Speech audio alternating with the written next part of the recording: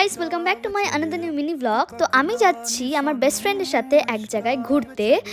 তাও কেন জানো, আজকে আমার আর আমার বেস্ট ফ্রেন্ডের 10 ইয়ার্স ফ্রেন্ডশিপ কমপ্লিট হলো। মানে সেই জন্য আমরা চাচ্ছি যে আজকের দিনটাকে একটু বেশি স্পেশাল করতে।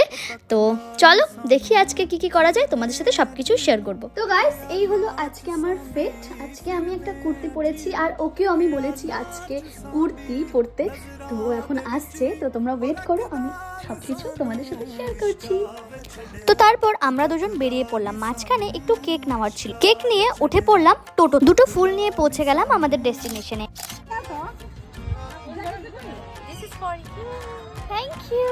তারপর একটা রোজ আমি দিলাম আর একটা রোজ ও আমাকে দিল একটু স্পেশাল ফিল করানোর জন্য। তো কেকের সাথে আমরা নিয়ে এসেছিলাম কিছু chips, Kurkure. Awesome, just awesome. চলো কেকটা কাটবো তো। তো গাইস